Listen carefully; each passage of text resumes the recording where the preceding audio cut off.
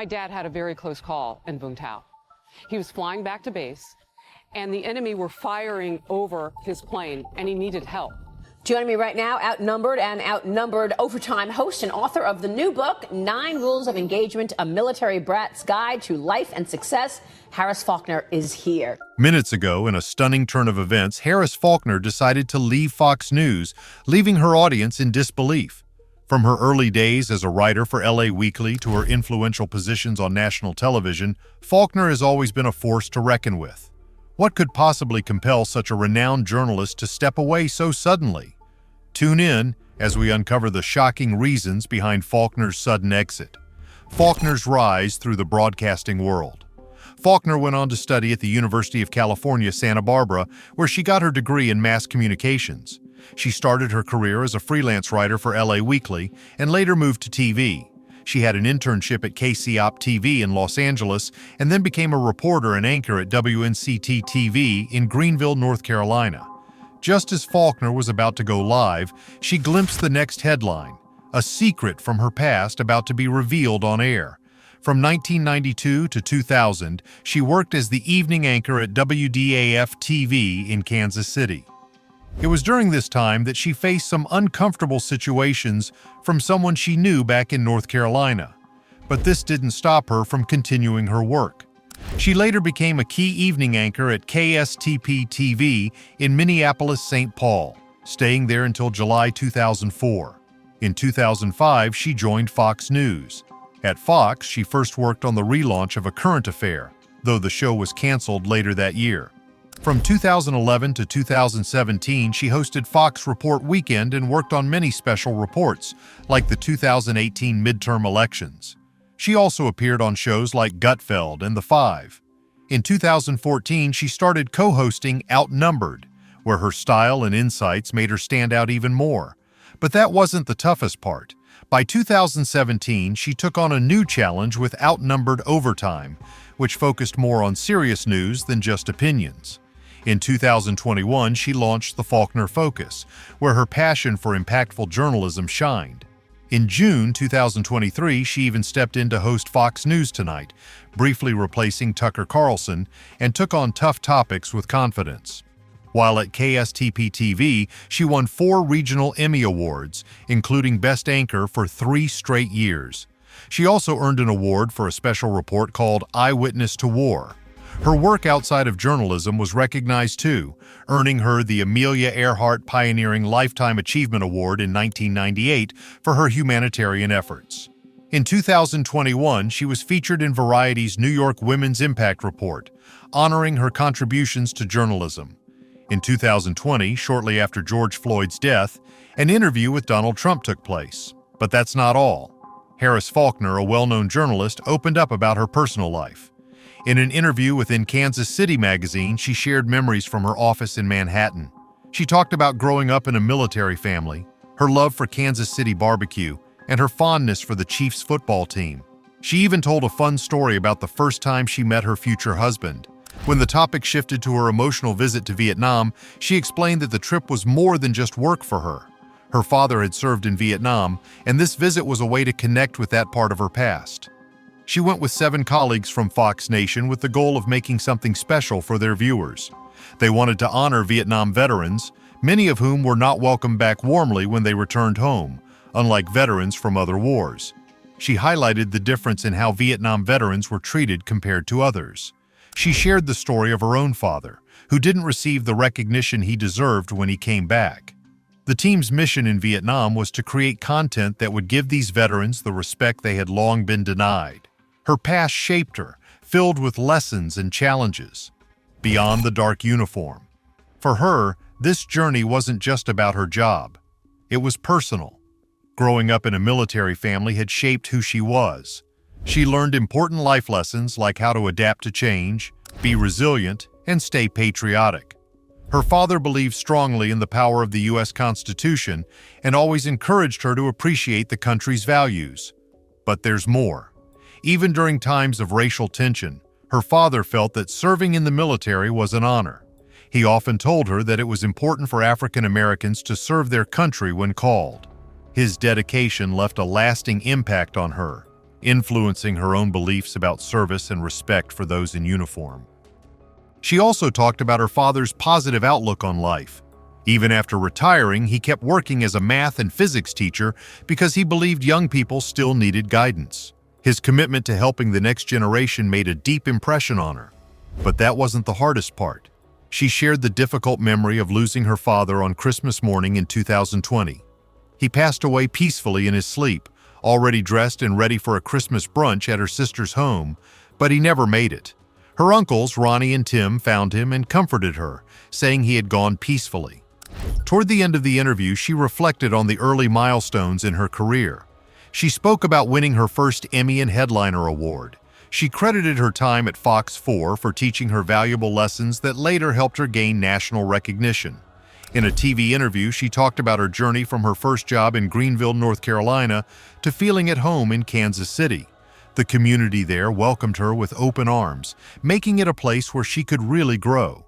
She shared how being open about her religious beliefs raised some questions, but she assured viewers that it only made her job richer. Her faith often came up on air, especially when she covered serious events like storms and tornadoes, which really put her in the spotlight.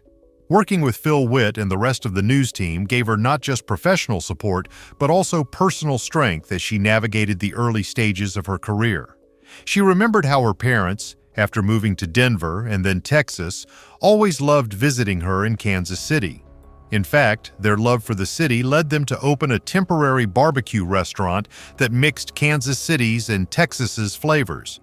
She smiled as she remembered her parents' excitement and how they supported her during big moments, like when she received the Amelia Earhart Lifetime Achievement Award.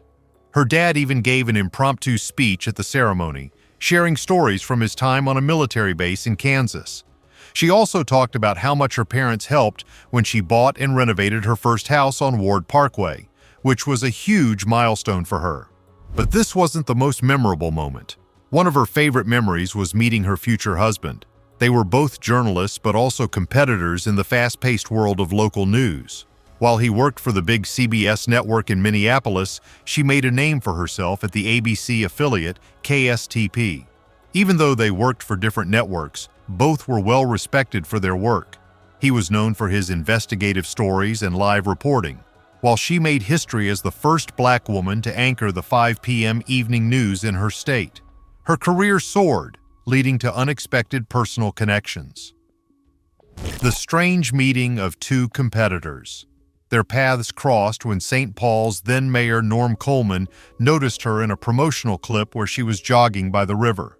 The mayor's attention set off a chain of events that eventually led to them meeting through a mutual friend, Julie Nelson, who worked with him on the 6 p.m. news. Julie, always respectful of boundaries, asked permission before introducing them. And this meeting, despite their roles as competitors, took an interesting turn in their relationship. She appreciated the warm and friendly atmosphere in her newsroom and trusted Julie's judgment enough to meet him at Julie's birthday party. Even though he showed up with a date, it was the start of their personal story. But it wasn't just this meeting that defined her story. She continued to inspire others by sharing how she balanced both her personal life and her career, especially over the past year as she juggled motherhood and work. Her success, she insisted, wasn't just luck, but the result of hard work and determination. When asked what legacy she wanted to leave behind, Faulkner said she hoped to be remembered as a loving and dedicated mother. This sentiment shaped every part of her life, blending her personal dreams with her professional accomplishments. In her daily life, Harris Faulkner finds deep meaning in being a mother to her two biracial daughters, who are now going through the tough teenage years at 12 and 14. She believes that being a great mom means teaching her daughters to care about making a difference in the world and showing them that kindness and compassion are signs of strength. She often talks about the importance of leadership, emphasizing the need to stay strong and be confident when facing challenges. She believes it's important not to let doubts or criticism hold you back, even if some people think you're too bold. Pushing through these difficulties is key to growing and succeeding. She also discusses how expectations for women are changing today. Younger generations now understand their strength and value. She feels that the term alpha female has moved away from being seen negatively and now stands for progress and empowerment for women. She remembers reporting on the heartbreaking news of the Sandy Hook tragedy. Seeing the funeral car arrive made the situation even more real, and she took a moment to pause with her audience to let the weight of the event sink in. But that wasn't the hardest moment she's faced. She also reflected on her 2020 interview with former President Donald Trump, which happened after George Floyd's death. She had to interrupt him when he commented on the protests, reminding him of Floyd's final words calling out for his mother. She described that moment as a deeply human connection, where sometimes a simple, real interaction can be more powerful than big, broad statements. When it comes to remote work, she shared how she adjusted to broadcasting from home. She highlights the importance of being flexible and believes that working from home is possible when you need to focus on family. She advocates for more conversations about the future roles of women in professional spaces and credits her hard work and determination for helping her achieve her current success as a woman of color with her own daytime TV show. The trailblazing journey of Fox's first black female anchor. Although she's well known on TV, there are still some surprising facts about this respected Fox News host. She made history as Fox's first black female daytime anchor and began hosting major shows at Fox in 2014. She started as a co-host on Fox's daytime show Outnumbered in April 2014, then took on the role of anchor for Outnumbered Overtime in 2017. In 2021, she launched Faulkner's Focus, another milestone in her career.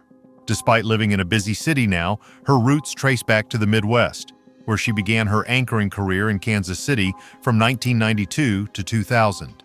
She often looks back with pride at how far she's come, recognizing the hard work it took to reach her current success. She doesn't just focus on her own accomplishments. She also understands how important it is that she's the first black woman to host her own TV show alone. She talks about the strength and impact her presence brings, pointing out that it's a big step forward for diversity and change. She sees her role as an anchor at Fox News as proof that her work is valued. Still, she often deals with people assuming her political views based on her race, gender, and the network's conservative reputation. But she stays positive and handles these situations with grace. In a 2020 interview with the Associated Press, she said that being judged by how she looks or where she works gives her the chance to surprise people in a good way. Her colleagues admire her, which is clear from the 6 Emmy Awards she's won and the praise for her excellent interview skills. One standout moment was her interview with Donald Trump during the Black Lives Matter protests. Bill Gruskin from the Columbia Journalism Review praised her for staying neutral, not showing bias. He also noted how she brought in her perspective as a black woman and a mother, which added depth to the conversation. Something rare in journalism, but she did it with precision and empathy. The Twin Cities Pioneer Press covered her reaction to the CJR article, showing her mix of pride and humility. She emphasized how important it is for journalists to focus on facts, truth, and resilience, values she believes are at the core of good reporting. In a Fox News interview, she talked about how covering major events like the AIDS crisis in South Africa, the disappearance of Natalie Holloway, and the Oklahoma City bombing deeply impacted her career. She also acknowledged the key people who influenced her life, including her family, Nelson Mandela, Barbara Walters, Michael Jordan, Oprah Winfrey, and Diane Sawyer.